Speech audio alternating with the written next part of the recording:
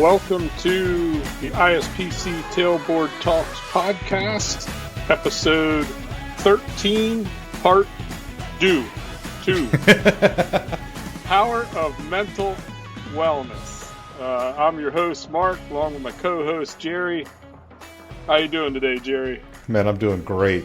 Can't wait to get back into it with Mark Taylor, our guest. Very, very powerful first half of the episode.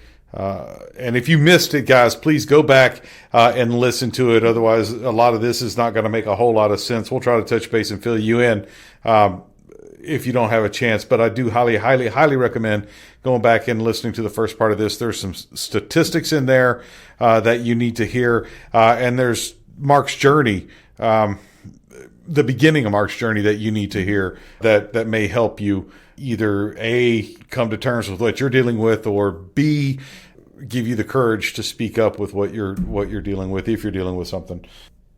So, yeah, don't miss out on that first half of this episode. Couldn't have said it better. And we got to say, that episode and this episode also brought to you by T&amp PowerSkills, our podcast sponsor. Take control of your training message, delivery, and cost, actually, all three of those. Training managers are challenged with the task of controlling their line worker programs, and they have to control all aspects of it. And with everything changing as fast as it is with technology, you need a solution that has the flexibility to keep up. Now, whether you're doing a full 4-year apprenticeship program that can be DOL certified, or if you just need 1 or 2 units or just 1 or 2 small templates to supplement what you're doing now, T&amp PowerSkills can be that program for you. If you want to know more, tdpowerskills.com, tdpowerskills.com. Use the referral code Tailboard2024, and I'll give you an exclusive listener 5% discount. tdpowerskills.com. Come check us out, man.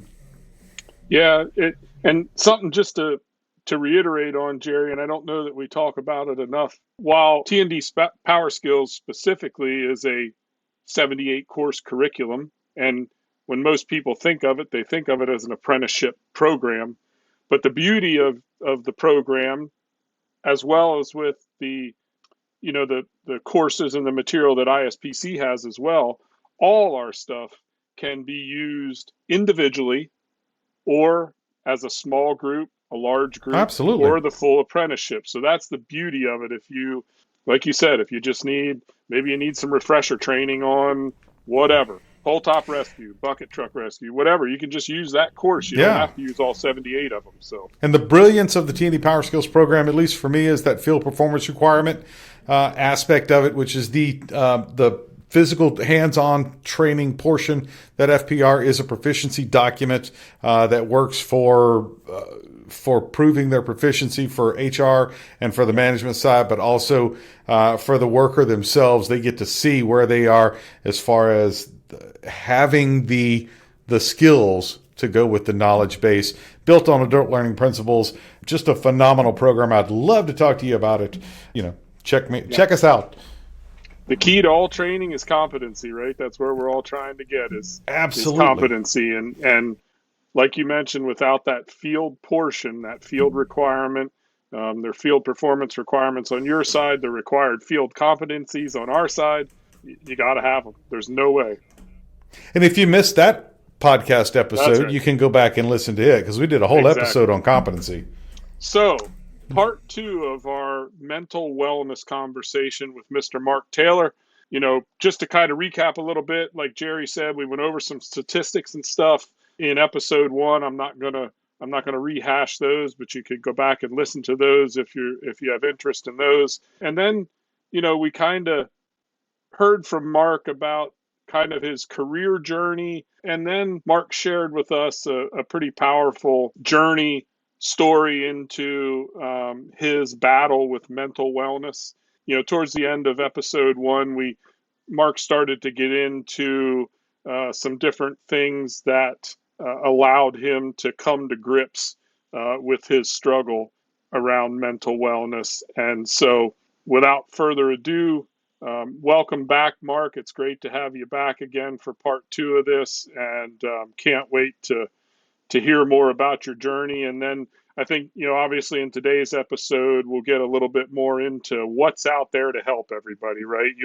We'll share some information and talk about a bunch of different things that can, like Jerry said, hopefully give people the courage to whether it's them dealing with the issue or whether, you made a pretty powerful statement there about a friend of yours that prodded you down the right path to eventually be able to talk about your issue and get help.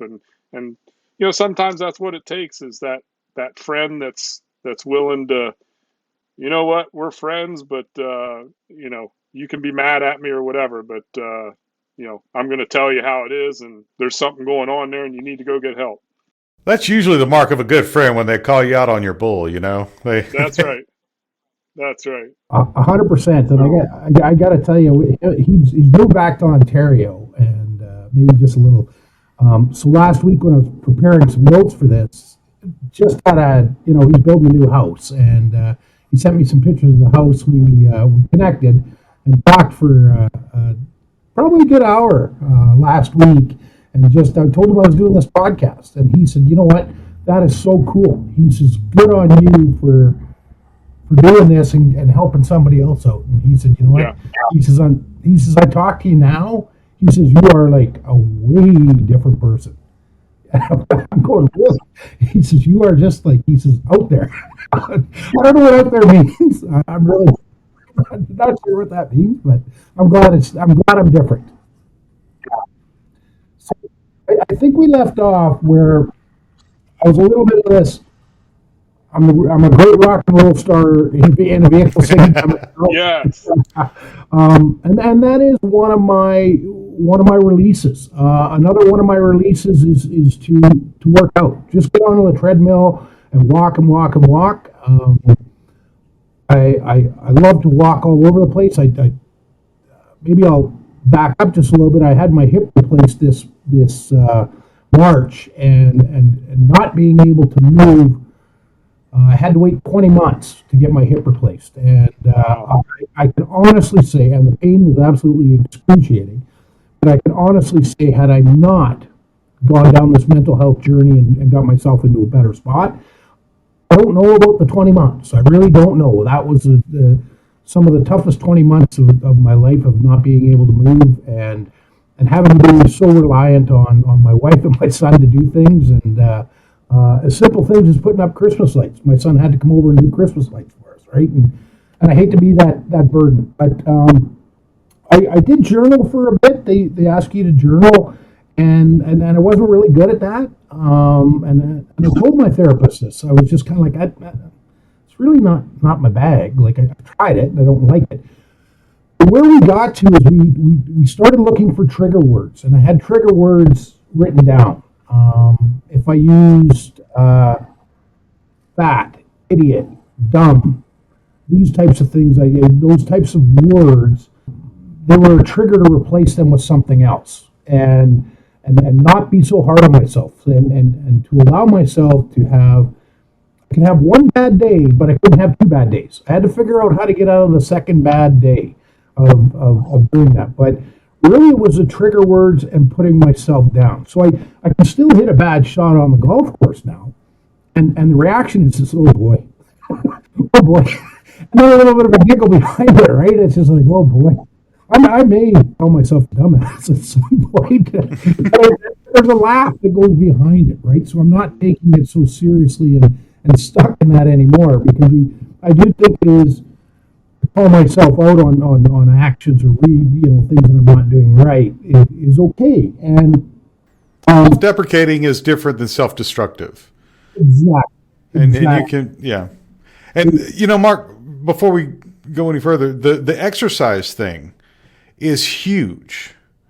Just getting active, especially if you're used to being active, and then all of a sudden, due to injury or illness or whatever, you're forced sedentary life, or if you've never been active and you want a good, quick endorphin fix, because that's essentially what really helps, is that that the body dumps the dopamine and the endorphins, or the brain does, and helps level you out and makes you feel better.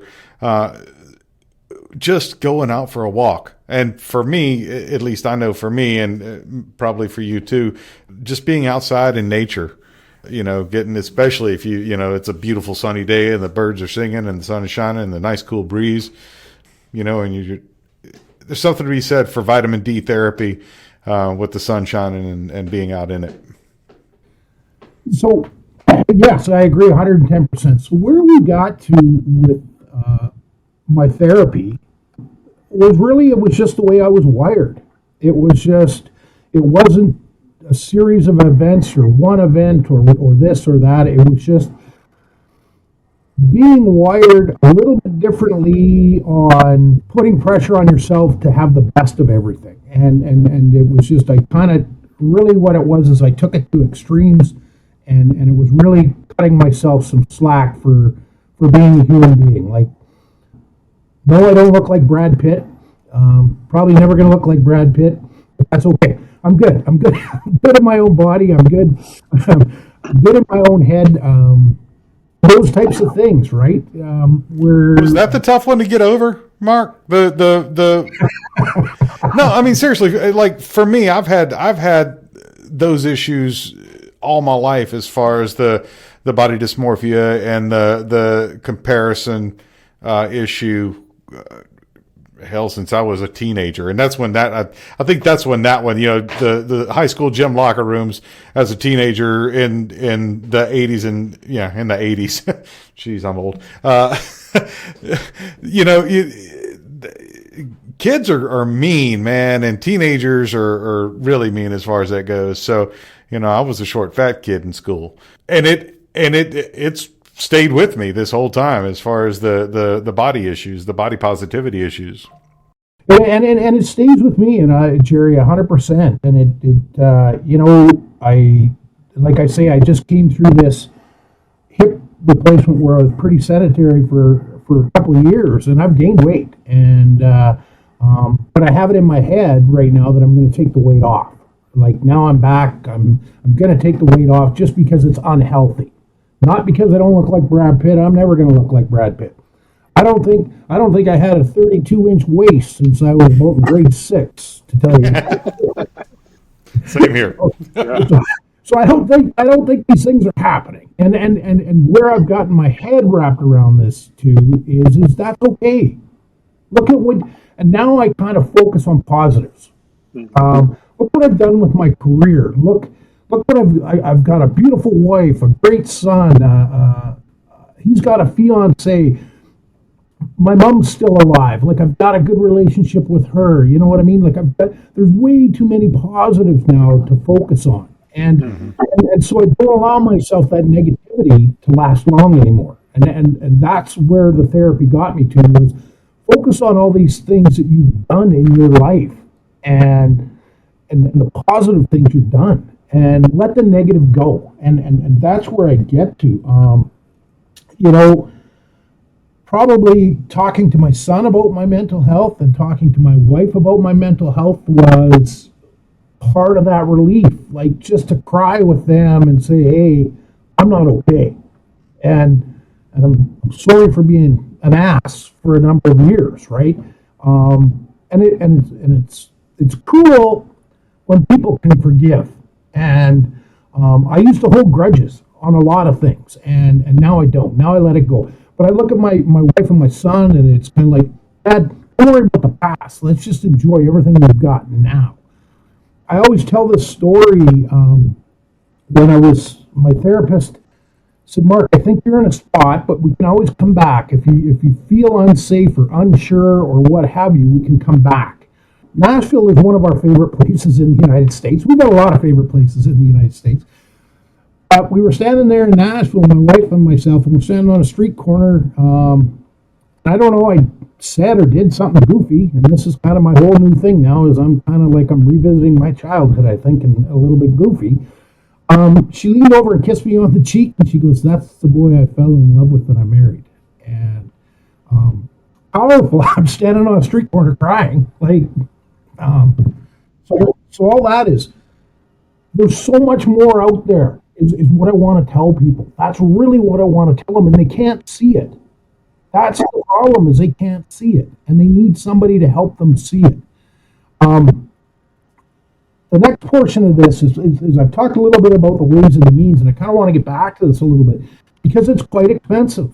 Like, you look at 2 years of therapy, a couple $100 a pop, and everything else. Where do you get the money? You got the kids that are either playing baseball, or they got soccer, or they got dance, they got whatever they've got.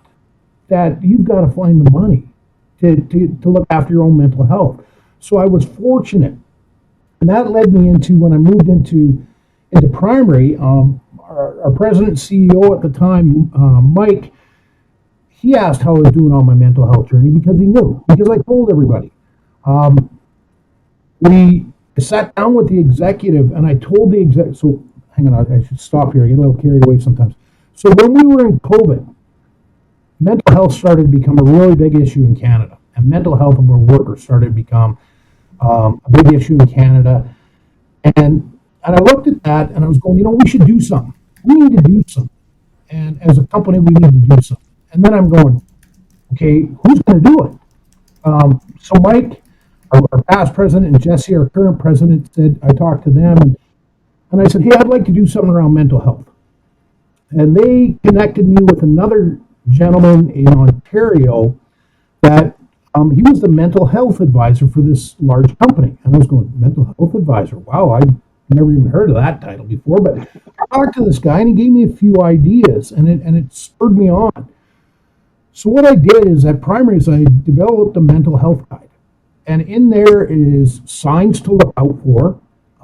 There is probably 10, 15 free resources where you can pick up the phone and call somebody. We have Bell Let's Talk Day here in Canada, where we talk about mental health, and they publish numerous free resources.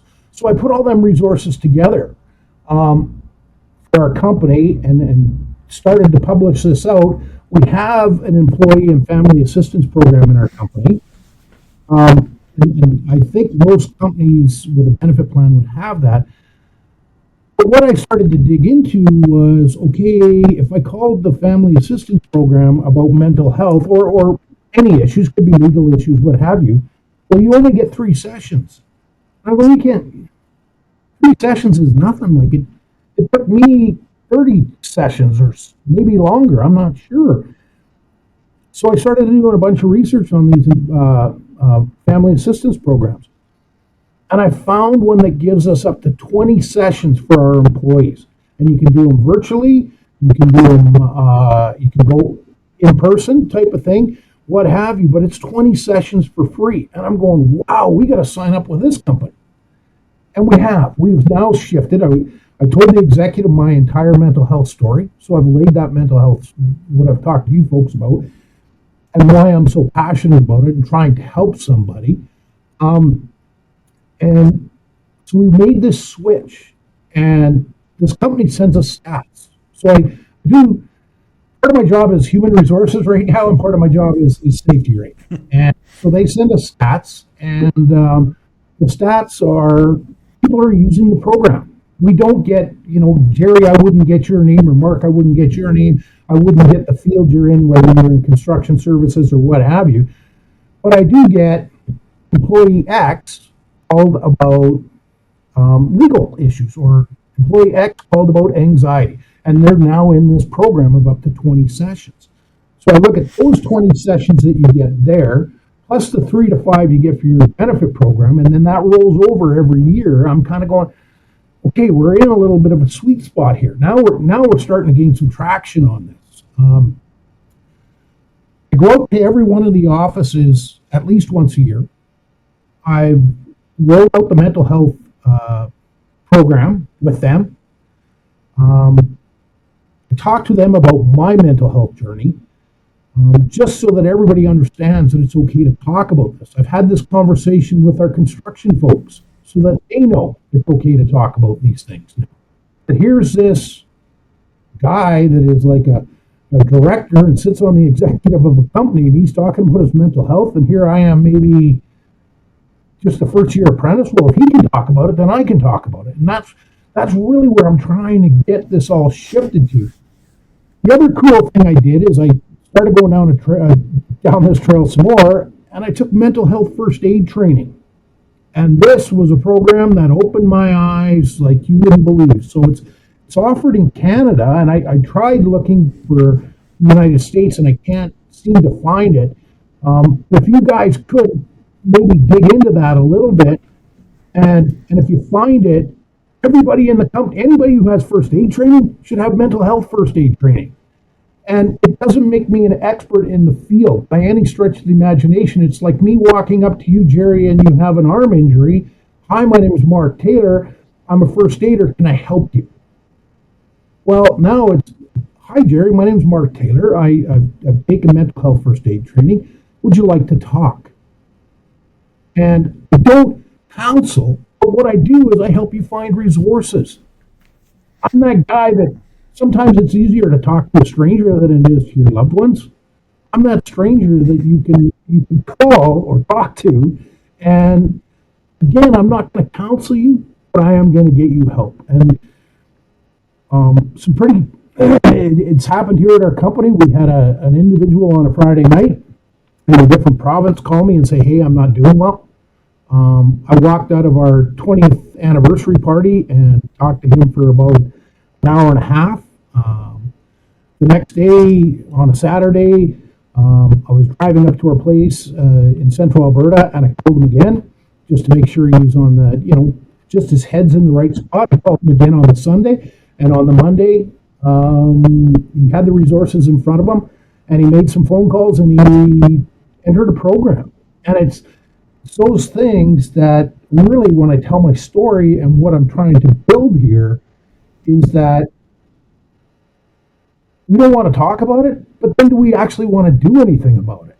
And do we want to push the envelope on this and get people the help they want? And I look at this from my perspective of, I've actually sat on a park bench this year. I sat on a park bench for an hour and just watched life go by. I got to tell you, previous to this, Alabama, the band Alabama, their song "I'm in a Hurry," that was my theme song. So now when I hear that song, I laugh. I laugh at that and I sing it. Man, I belt that out. But that was my theme song because I just ruined everything. It was moved from one thing to the next thing to the next thing to find that gratification. But now I can sit on a park bench and just watch people go by. I can have a conversation with people because I want to hear their story. I don't want to tell my story. I want to hear your story. I want to hear how great your life is and all the things that you're doing so that maybe I can do a few of those things. I did this at IOTA, and it's because I was reading some more articles on mental health, and we tried it. We tried it at IOTA. So have you ever hugged anybody for 10 seconds or longer? Changes the game, man. It changes the game. It does. It absolutely. Like, how do you walk away from a hug at 10 seconds without, I don't know if I've stolen your energy, Jerry, and if I did, I'm sorry. But you just can't look at a person. It could be male, female, whatever, and you've hugged them for 10 seconds, and you both walk away with this biggest smile on your face. And so we tried this at IOTA, and there was an awful lot of laughing and giggling going on, but I'll tell you, it sure lifted that room in a hurry. It was just kind of like the energy changed in the room. Yeah, it's a definite exchange of energy. Yeah, so that's kind of where I've gone with this, and I'm not done by any stretch of the imagination. I think podcasts are the next thing to talk about it. I think the work that ISPC of you guys having me on and talking about mental health, I think we just got to get that message out. It's funny, but the saying is it's all right to not be all right, and it is, and my heart goes out to these workers. Like, when I see the suicide rates, or to anybody, when I see the suicide rates, I'm just like, wow. I wonder. Some days in the back of my mind, I wonder how close I was. But now I really wonder is if all of us as companies and safety professionals and workers have each other's back. If we truly got each other's back, then we should be talking about this. and we should be finding help for one another. And I don't know if it's the pressure that the world puts on us. I'm not looking for any clear answers. It's just really, I don't know what goes on, but I just want people to know that somebody's out there that's got your back. And that's kind of where I'm at with my story and my journey. We do goofy things at work. So in Canada, we're under snow and ice for 6 months of the year or somewhere around that. And we started this thing called the Fresh Air Challenge across all of our offices. And so we do have a lot of engineering people. On May 1st, we challenged them for the entire month. We put special days in there where you can earn bonus points and everything else. And it's just to get out of the office for 10 or 15 minutes and throw a football. So we've seen folks they do this frisbee golf. I haven't tried it yet. It's on my list of trying frisbee golf. They'll throw footballs. We play badminton, but the wind's blowing at 100 miles an hour. They play basketball. It's all kind of cool, and they challenge the other offices, and all they're fighting for is a pizza lunch at the end of this thing, right? And we did it 1 year, just kind of, okay, we want you outside, a little bit of activity, you're with your coworkers, we're trying to break up the mundane of in Canada, you can go to work when it's dark and come home when it's dark, type of thing. And spring is here, let's get outside and appreciate it in one another. And we did that the first year. We weren't sure we were going to do it the second year until the employee said, hey, aren't we doing the mental health first aid challenge? And I'm going, hey, if we're throwing mental health in there now, let's run this. Let's just run this and see where we go. Questions? I know I talked a lot. So, Mark, I just wanted to follow up a little bit while you were talking there last couple of minutes. I was just doing some quick searching on Google to see what type of first aid mental health programs might be available, and there's actually a couple. So where was it? So the National Council for Mental Health for Mental Well-Being has a course, an organization, I think, similar to the Red Cross, right? That they're a nonprofit, and you can go through that organization to find resources similar to the Red Cross. And there's also, I found another one.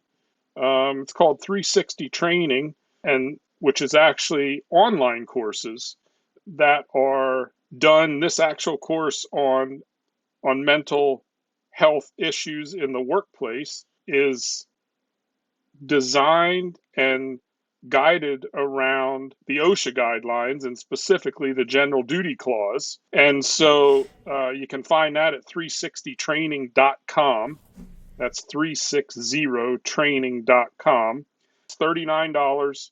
You get a certificate. It says our mental health first aid training course satisfies OSHA guidelines, includes sections on the causes, signs, and symptoms of mental illness, how to respond to a mental health emergency, and debunks common myths. Upon completion, you'll get a certificate of proof that you successfully finished the course. So there are some resources out there, that people, if they want to be able to, some of those courses there that I just mentioned for HR people and safety professionals and supervisors and those type of things to help. We talk about all the time. I just did a training course a couple weeks ago down in Georgia and on crew best practices, and one of the things we talked about, or I talked about, when it came to the job briefing, is you got to understand, especially if you're the crew person in charge, you need to understand if your people that are working with you that day are with it, right? Is their head in the game? Are they ready to go do that task of energized work or whatever the case may be? We can't be sending our people into these dangerous positions, hazardous positions, and they're just not with it, right? There's other crew members that can do that work that day, but it takes, in my mind, two things. It takes crew leaders and other individuals for that matter that can recognize when one of their coworkers is not on their game that day. And then the even tougher part is what we've been talking about today, and the willingness of the individual that knows they're not with it today, right? They, or maybe they don't. If you go back, early in your journey there, Mark, you stated about how you thought maybe something was wrong, but you weren't sure, right? And so it takes the individual as well to say, hey, maybe something's going on here. I just don't feel right today. But having the courage to, and you don't have to tell a whole group of workers, right? Go to the guy in charge and just say, hey, man, I'm just not feeling well today. Something's not right. Can you have somebody else go up and do the hot work today, or do that dangerous work that will keep you from getting in a position where things could go severely wrong. So yeah, I can't stress enough the proactiveness and the prevention part, right? That we got to get out there and let people know, not just at this podcast level, but at all the way down to the crew level, right? It's okay to say something when you're not having a good day, and that's really what we need to push and make people at all companies understand that. Listen, I'd rather speak up and say something than we're gathered around a funeral procession or something to that nature because I didn't have enough courage to stand up and say something. It's a tough thing. It is, and there's warning signs, right? So if if you look at people and they're anxious and they're worried, okay, well, but if it's one day, it's one day type of thing, right? They're depressed or they're unhappy, emotional outbursts. If they're not sleeping well, weight and appetite changes. If they become quiet or withdrawn. If you see substance abuse, like I know the boys like to go for a pop after work type of thing, but and nothing wrong with that. I'm not, but if it becomes an issue, okay, and then if they feel guilty or worthlessness, and I think we do put a lot on our crew leaders, we do, but really, if the crew leader knows his people, he can see those changes. He can see those changes, or she can see those changes. Yeah, go ahead, Jerry. Not being afraid to talk to your people. So I find a lot of this with people is that, especially nowadays, people are afraid to piss somebody off. But with this, you can't be afraid to go, are you okay? And have them be pissed off about it. Like you said, Mark, you had a hair trigger temper. You would things would go bad and you would go fly off the edge. A lot of people with issues, myself included, had or have hair trigger tempers. My whole young adult life, 20 to actually probably 35. I mean, short fuse immediately. My wife was never, who is the love of my life and probably the reason I'm still alive today, was never afraid to get in my stuff and say, dude, are you okay? You need to back up for a second, take a second. And she was always that grounding force for me. So you have to not be afraid to talk to people and to run that risk of them getting upset, in finger quotes,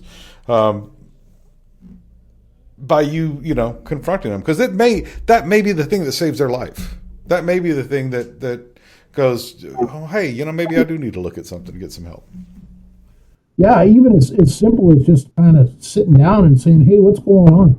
Yeah. What's going on, and they may tell you to take off. I'll use that word instead of another word.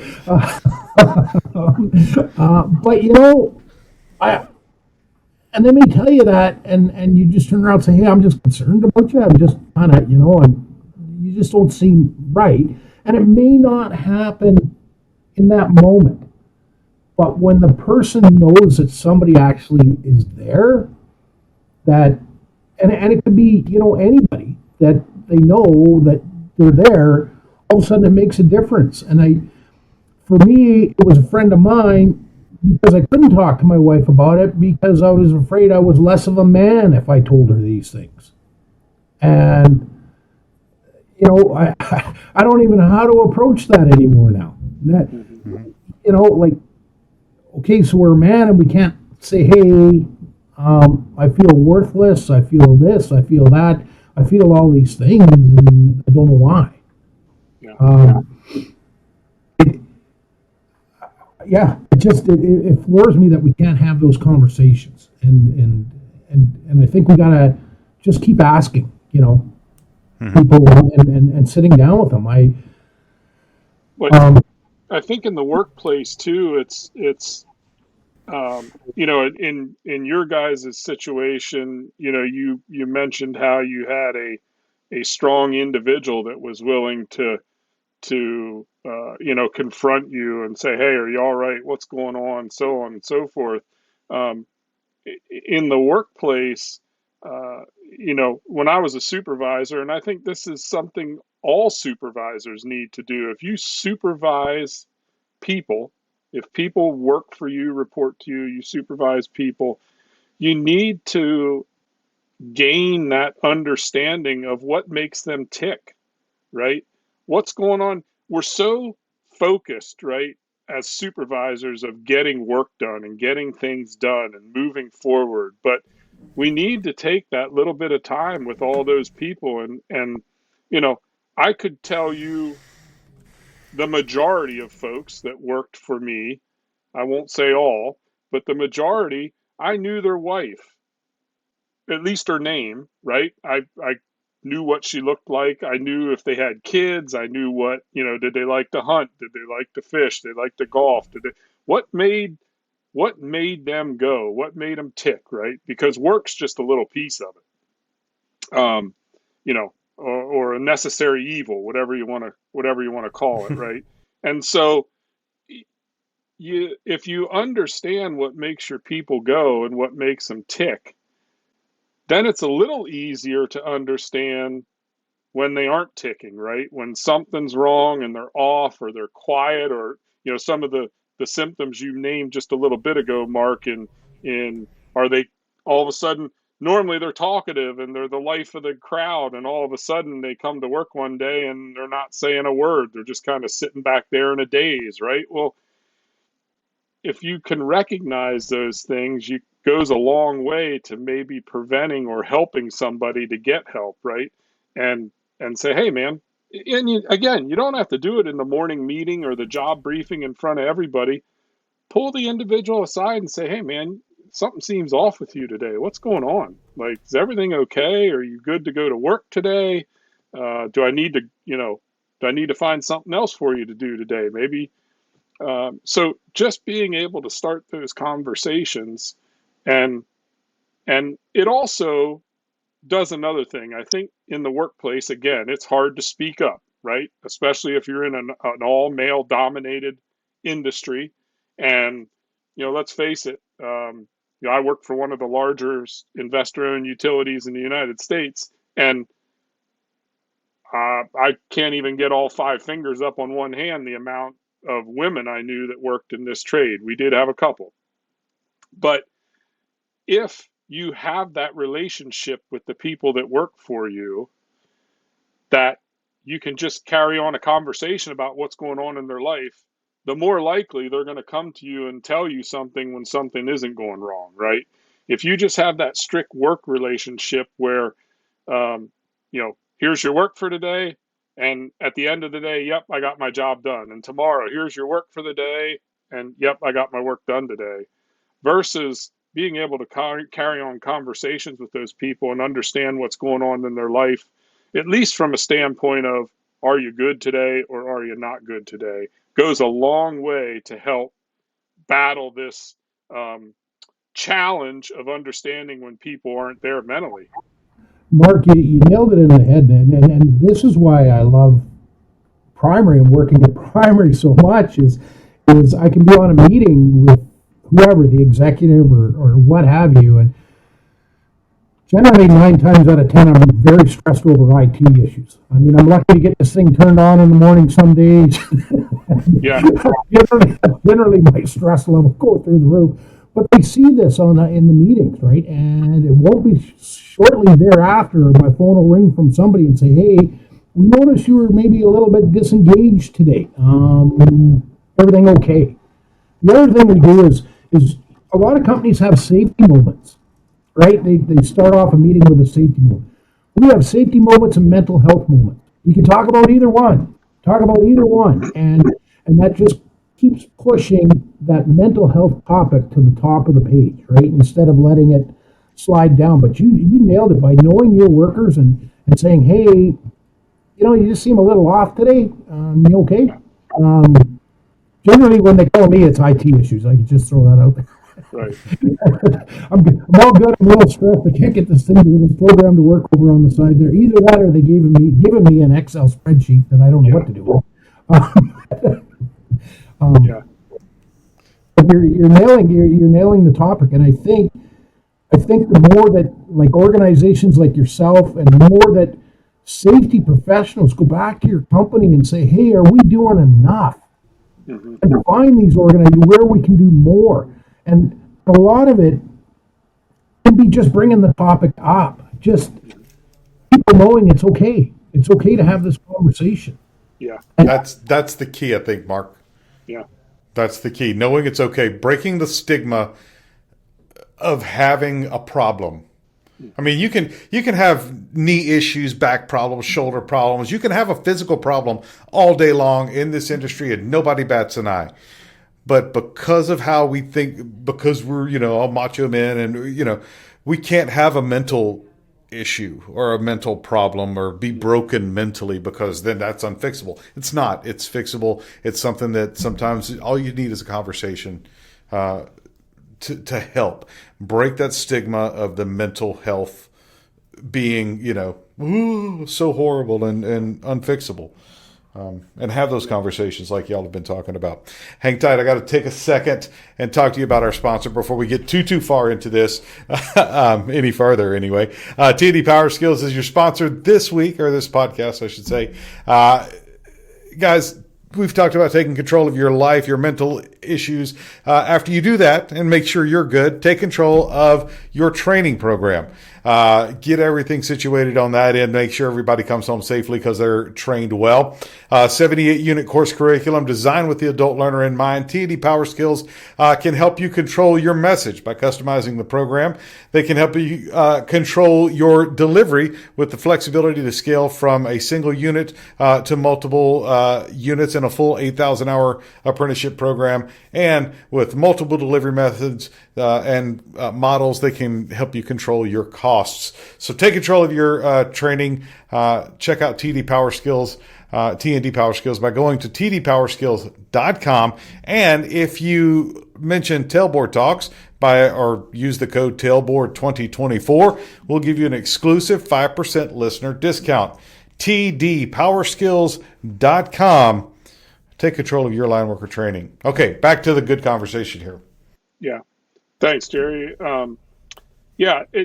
I think, there's no one fix all here, right? And for different people, it takes different triggers, it takes different remedies, what works for, Mark, you mentioned that walking and kind of doing some exercise and so on helps you certain times, and you enjoy driving.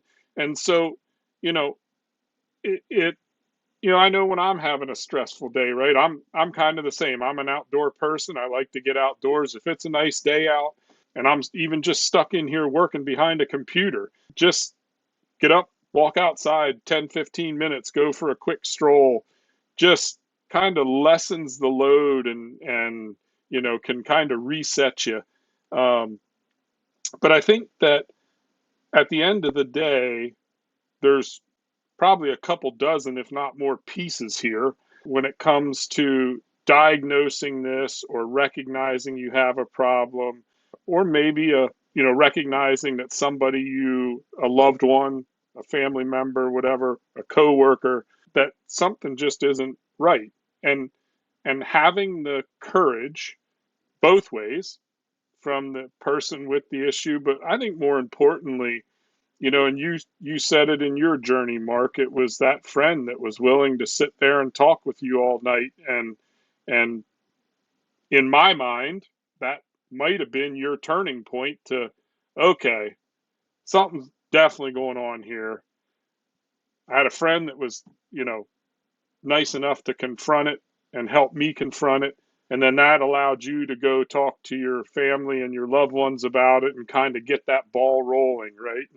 And Jerry mentioned that person was his wife. And I think it's so important, especially in the people that you know fairly well, that if you see something, more than likely there is something there. And not always will it be mental illness. There just could be issues going on. But even if it's not, we need to be willing to talk to those people and say, "Hey, man, what's going on? You don't look right today. Something doesn't seem right." I think it's very important to be able to step up and do that. And so I wanted to share too. Just there's some resources out there. Mark, you shared a couple of these, and then I found a couple other ones as well. So if you're out there and you're listening to this and you're like, man, I'd like to talk to somebody, or I need to talk to somebody, and you don't know, maybe you don't have an employee assistance program where you work. There are some other resources that you can dive into. And so two of them that Mark shared with me that I want to share with everybody, the Mental Health America, and their website is MHA national.org. That's MHA national.org. So that's in the United States, and or maybe, I guess, international, maybe. And then one specific to Canada, mental health support, and that is canada.ca. Again, canada.ca. And then the other two are probably more of a crisis type thing, right? If you're at the point where you're thinking about doing something to yourself, and you're kind of on the edge of that cliff, the Suicide and Crisis Lifeline, you can dial 988, and then the crisis text line, so get you to the same place. If you don't want to talk to somebody, you can text the word hello to 741-741. And so there's some resources that, if you're out there listening and now saying to yourself, well, maybe I got something going on that isn't quite right, and I want to talk to somebody. Hopefully, it'll spurn you to get some help and make a phone call, talk to somebody, right? I guess the other thing is too, some people, I don't know if we even mentioned this today, but some may not feel comfortable talking to a close relative or friend, or right, they'd rather talk to somebody that they don't know, to maybe get this ball rolling. So if you don't know what, and Mark will offer this up to your listeners. If they've got nobody to reach out to me through my LinkedIn profile. Yeah. Reach out to me through my LinkedIn profile. I'm on LinkedIn once a day. It may take me a day to get back to you, but I'll get back to you. I'll reach back out. So, I mean, that's... Thank you for that, Mark.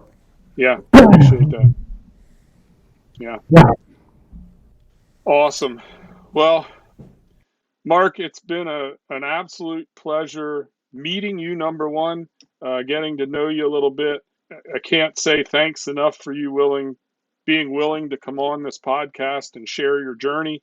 Like you said, I think this is medicine for you. It allows you to share your experiences, kind of put it out there that you're not alone, and there's other people struggling with this. Talk to people, get help. But I can't thank you enough for coming on here and sharing your journey and letting everybody know, hey, there's resources out here. And like you said, worst case, if you have nobody to talk to, look me up on my LinkedIn profile, and I'd be happy to talk to you. And so can't thank you enough. We really appreciate you being on here. Well, I can't thank you guys enough for the work that you're doing, and I really appreciate you guys that have me on there. The part that's kind of blowing my mind here a little bit, Mark, you told me this was going to happen. Is you said the 2 hours is going to fly by like you wouldn't believe, right? So I'm sitting there, I was kind of all anxious. We're back going here this morning, and now I'm looking at the clock going like, holy cow, where did 2 hours just go? Like it's gone. Right? So thank you guys so much. I really, really enjoyed this. It was my pleasure to do this. Our pleasure, Mark. Yeah, it was our pleasure. We're here to help all aspects of our industry, and you can consider in my mind, you can consider mental wellness as much of a safety issue as anything else in our industry, right? If your head isn't in the game when you're working in the electric utility space, unfortunately, more than likely bad things are going to eventually happen. So this is something, again, that should be talked about. I mentioned a little while ago about my spiel on best practices and these conversations happening at the job briefing level to let your crew know that you might just not be there today. And I don't think we can stress it enough. So, Jerry, why don't you take us home, man? Give us another shout out. This podcast has been brought to you once again by T&D PowerSkills. T&D PowerSkills, a phenomenal training program, scalable for 5 people to 5,000 people. It is built around adult learning principles. It takes the adult learner into account when it delivers the program.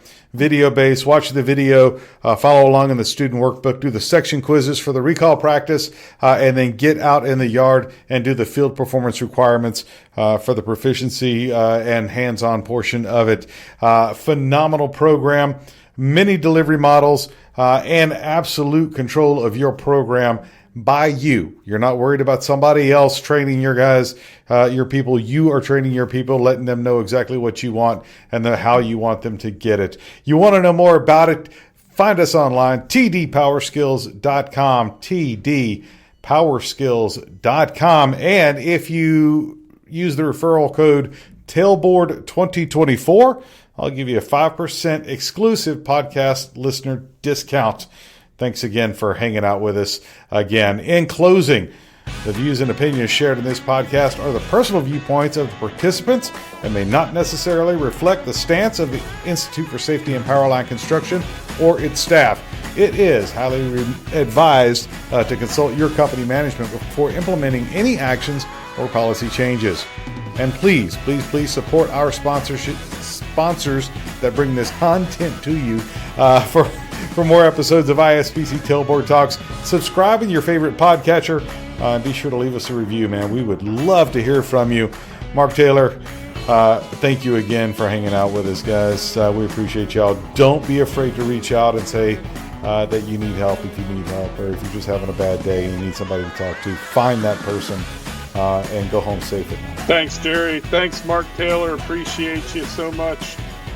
Look forward to giving everybody the opportunity to listen on the next ISPC Tailboard Talks. Check us out. Catch everybody later. Be safe. Take care, everyone. Vaya con Dios.